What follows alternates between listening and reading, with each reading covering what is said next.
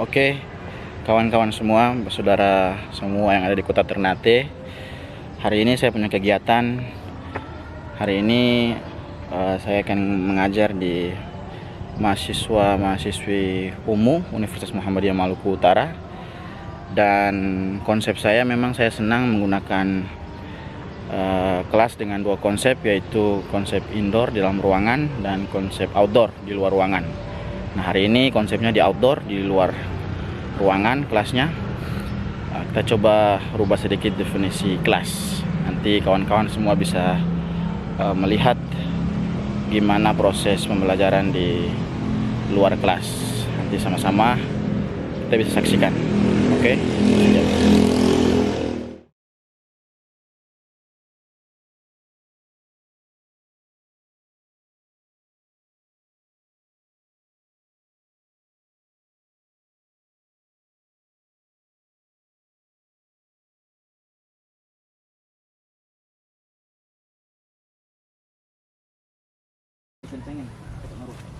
Bagaimana latar belakang pendirian United Nations?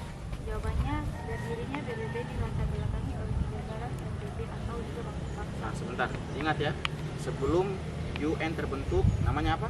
PBB, Bukan. PBB kan sudah LBB. Liga bangsa-bangsa. Bangsa-Bangsa. Jadi League of Nation. Setelah itu dia berubah menjadi United Nation.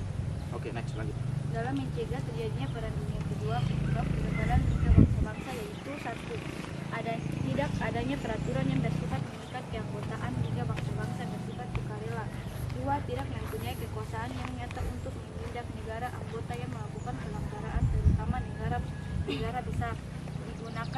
Digunakan sebagai alat politik negara-negara besar dalam memaksakan kepentingannya, serta empat, adanya pergeseran tujuan pendiriannya dari masalah perdamaian internasional menjadi masalah politik internasional.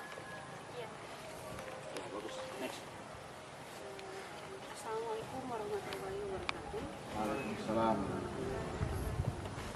Saya Kalmaswana Bugamarani akan mendapat bagian tentang pertanyaan yaitu mengapa.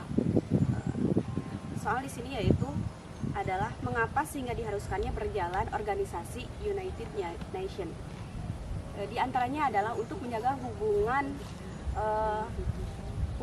untuk mendorong hubungan persaudaraan antar bangsa dan juga negara melalui hak asasi manusia. Jadi harus ada kerjasama antara hubungan internasional negara satu dengan negara lainnya dalam bidang pembangunan, bidang ekonomi, sosial, budaya maupun budaya dan lingkungan. Maka dari itu selalu ada kerjasama antara negara, karena sejatinya negara tidak akan berjalan maju tanpa negara lainnya juga. Ibaratkan begini, seorang anak kecil tidak mungkin langsung besar, jadi harus ada proses tahapan melalui perkembangannya itu. Nah, di sini juga jadi mengapa sehingga seharusnya berjalan organisasi United Nation,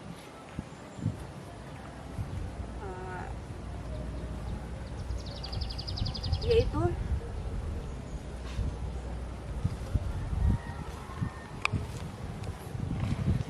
maka dari itu dengan adanya PBB atau Perserikatan Bangsa-Bangsa United Nation, Perserikatan Bangsa-Bangsa dibuat pada hadirnya yaitu pada tanggal 24 Oktober 1945.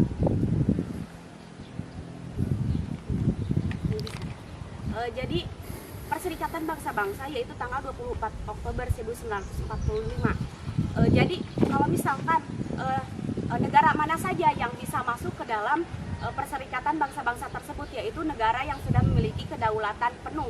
Jadi harus memiliki negara tersebut yang masuk ke dalam Perserikatan Bangsa-Bangsa tersebut harus memiliki kedaulatan penuh dan harus setara dengan Dewan Keamanan dan juga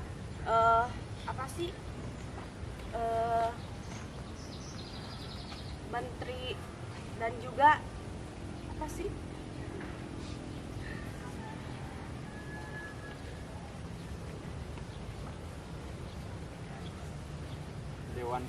Keamanan PBB itu ada berapa negara? Dewan Keamanan PBB. Negara mana saja yang punya hak veto? Hak veto negara mana saja? Oh iya, PBB memiliki 6 badan, yaitu diantaranya adalah Majelis Umum, terus adalah Majelis Umum, Dewan Keamanan, Dewan Ekonomi dan Sosial, terus Dewan Perwalian, terus Mahkamah Peradilan, dan juga Sekretariat. Jadi misalkan yang negara yang bisa masuk ke dalam PBB adalah harus melalui Dewan Keamanan dan juga Majelis Umum. Jadi kalau misalkan negara yang belum memiliki kedaulatan penuh belum bisa masuk ke dalam organisasi PBB tersebut, atau yang kita kenal dengan Perserikatan Bangsa-Bangsa. Pemerintahan, jadi PBB adalah organisasi terbesar, organisasi pemerintahan terbesar di dunia.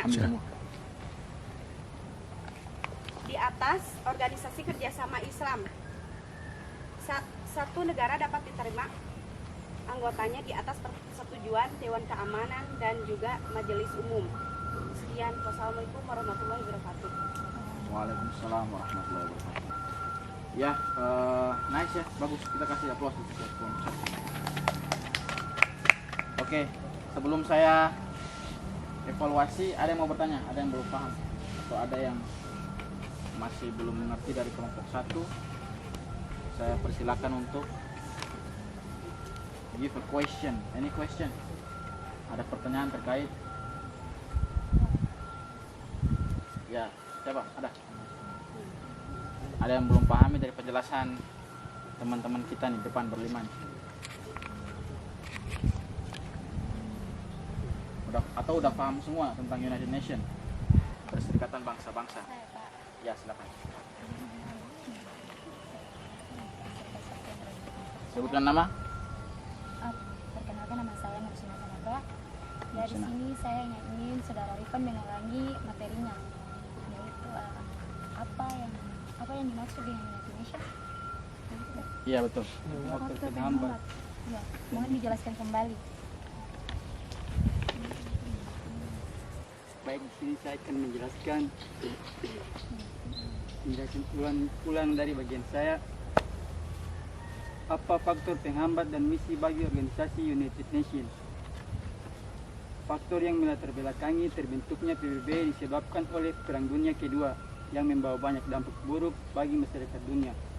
Dampak Perang Dunia Kedua tersebut membuat banyak negara menginginkan perdamaian dan keamanan bersama, seperti Amerika Serikat, Inggris, dan Uni Soviet, kemudian berumbuk untuk membuat organisasi perdamaian, misi untuk menjaga perdamaian dunia. Oke, gini saya kasih koreksi ya. Jadi bukan faktor penghambat, ya, tapi itu dia sudah masuk di why, ya. Mengapa atau kenapa organisasi itu terbentuk, ya kan? Jadi kalau dia bahasanya latar belakang, apa yang melatar belakangi organisasi United Nations dibentuk? Jawabannya tadi, pertama ingin menciptakan perdamaian dunia, yang kedua karena ada perang dunia kedua, sehingga mereka perlu membentuk sebuah organisasi dunia yang namanya PBB, kemudian untuk kerjasama, untuk macam-macam tadi kan. Jadi bukan faktor penghambat. Nanti dikoreksi ya. Jadi itu kalau berbicara latar belakang, itu dia udah masuk motif. Motifnya apa nih? Mengapa saya ingin bergabung ke United Nations? Mengapa UN dibentuk? Nah itu why. Jadi bisa saling nambah. Paham ya? Ada lagi? Yang ingin bertanya? Ada nggak? Anak-anak agribisnis pernah dengar nggak United Nations? Berdengar juga ya? Nah, jadi ini sebuah organisasi perserikatan bangsa-bangsa Yang di dalamnya bukan cuma politik, bukan cuma pemerintahan, ya. Tapi ada juga sosial, bahkan agribisnis pun di dalamnya ada. Ada badan-badan negara yang memang mereka concern itu mereka punya perhatian pada lingkungan. Ada yang tahu organisasi dunia namanya Greenpeace. Green, hijau, peace artinya perdamaian. Organisasi ini dia paling concern pada lingkungan. Pertanian, kalau orang-orang saling nebang-nebang pohon, suka nebang pohon, itu mereka paling marah. Mereka ingin selalu jadi hijau. Bumi ini selalu mereka jaga. Nama organisasi internasionalnya namanya Greenpeace. Namanya apa? Greenpeace. Kalian selalu ingat itu. Oke, sebelum tutup, the last question, pertanyaan terakhir dari saya. Tadi belum terjawab ya. Terserah, mau siapa aja jawab silakan. Tapi jangan lihat Google dong. Nanti udah kepepet sekali, udah nggak bisa baru lihat Google. Ada berapa negara yang bisa melakukan veto, hak veto di? Salah. Brazil bukan negara yang punya hak veto. Turki. Salah. Aduh, lagi itu. Coba tes di Google. Coba dibuka. Negara-negara yang punya hak veto di PBB gitu aja. Negara apa saja? Aduh itu macam. Perancis. Bukan Francisco. Perancis ulang. Nama ibu kota di Amerika. Jerman. Negara-negara yang punya hak veto. 1, 2, 3. Cina dan Rusia. Ya, China dan ini kan terus udah disebut sama Rusia. Coba ulangi. Amerika Serikat, 1, Inggris, 2, Cina, Prancis, Cina, Rusia. Ingat 5 negara ini ya. Dia punya hak veto. Ini hak paling istimewa sekali nih di dalam Perserikatan Bangsa-Bangsa. Negara yang punya hak veto itu artinya apa? Dia punya hak istimewa yang bisa membatalkan keputusan. Contoh misalnya United Nations, mereka ingin mengintervensi, artinya mencampuri urusan dalam negeri negara yang lain. Ya, karena negara-negara tidak sembarangan nih. Sebuah negara mau menyerang negara lain nggak boleh sembarangan. Harus ada izin juga dari PBB kan. Nah, ketika 2 negara misalnya Rusia, Cina tidak mau, yang 3 ini mau, tetap tidak berlaku keputusan itu. Jadi punya hak veto itu tidak istimewa. Kalau bahasa Inggris disebutnya veto right. Veto right itu hak veto. Jadi nggak sembarangan. Apalagi Amerika Serikat itu paling bukan ditakuti ya, tapi dia paling dominasi tuh. Kenapa dia dominasi? Karena dia punya kekuatan militer yang kuat, dolar dipakai di mana-mana, film-filmnya juga booming, Hollywoodnya juga semua pada adopsi, pada suka. Jadi dia kuat sekali gitu kan. Dia bilang A, negara-negara lain juga bilang A, pada ikut sama dia. Termasuk negara kita Indonesia. Kadang juga sering sekali kita lihat Indonesia jadi kayak ekornya Amerika lah. Anda tahu McDonald, KFC,